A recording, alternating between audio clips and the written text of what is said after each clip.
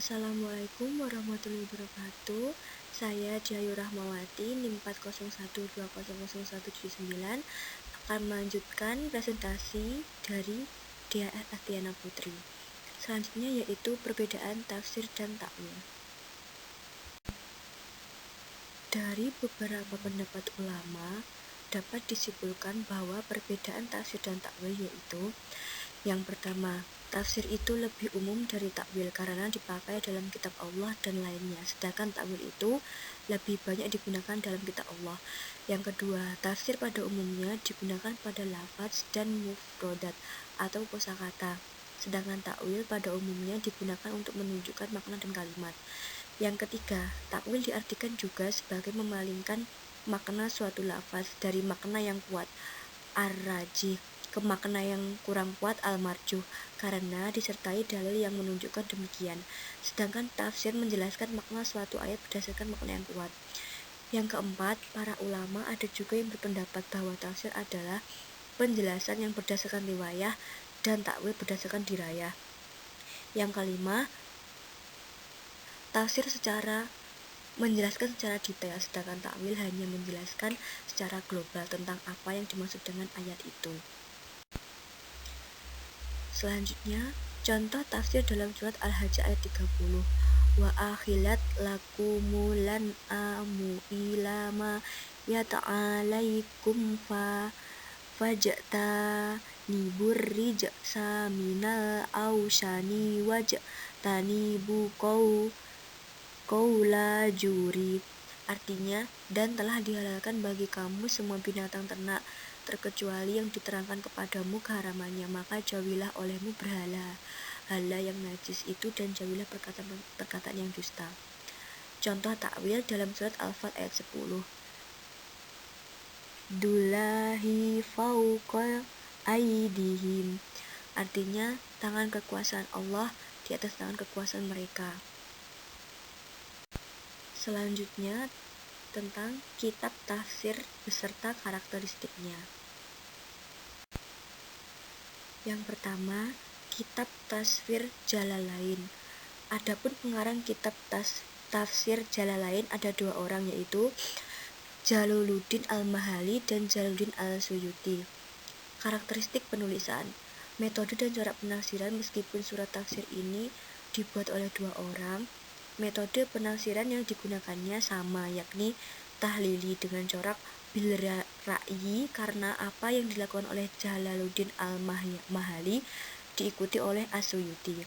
Sistematika penulisan tafsir Jalalain karya tafsir Jalaluddin Muhammad bin Ahmad Al-Mahali dan Jalaluddin As-Suyuti disebut Jalalin II atau ulama tafsir bernama Jalal.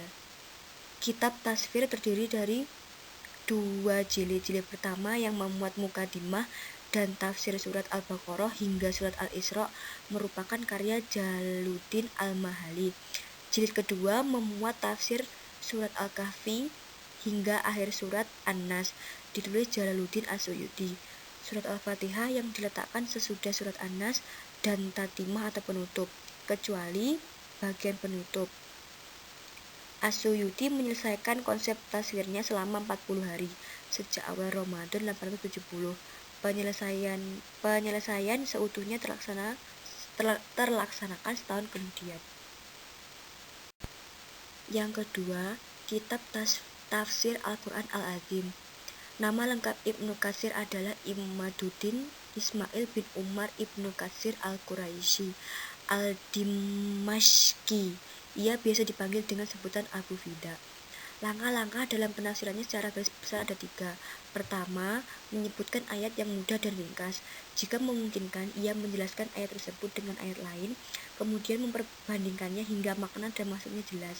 Kedua, mengemukakan berbagai hadis atau riwayat yang marfu atau yang disandarkan kepada Nabi Muhammad SAW, baik sanadnya bersambung maupun tidak, yang berhubungan dengan ayat yang sedang ditafsirkan.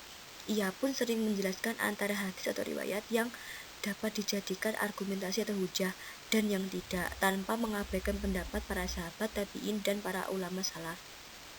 Ketiga, mengemukakan berbagai pendapat mufasir atau ulama sebelumnya. Yang ketiga adalah Kitab Tafsir Al-Maragita. Nama lengkap Al-Maraghi adalah Ahmad Mustafa bin Muhammad bin Abdul Al-Mun'im Al-Maraghi. Al-Maraghi lahir di kota Maraga. Tafsir Al-Maraghi adalah salah satu dari karya-karya Al-Maraghi yang paling besar dan fenomenal. Karyanya itu menjadi salah satu kitab tafsir modern yang berorientasi sosial, budaya, dan kemasyarakatan, yaitu suatu penafsiran yang menitikberatkan penjelasan Al-Quran pada segi-segi ketelitian redaksionalnya, kemudian menyusun kandungannya, ayatnya untuk memberikan kepada suatu petunjuk dalam kehidupan, kemudian merangkaikan pengertian ayat dengan hukum-hukum alam yang berlaku dalam masyarakat dan perkembangan dunia. Sekian presentasi dari kelompok kami. Bila ada kesalahan, kami mohon maaf. Terima kasih. Wassalamualaikum warahmatullahi wabarakatuh.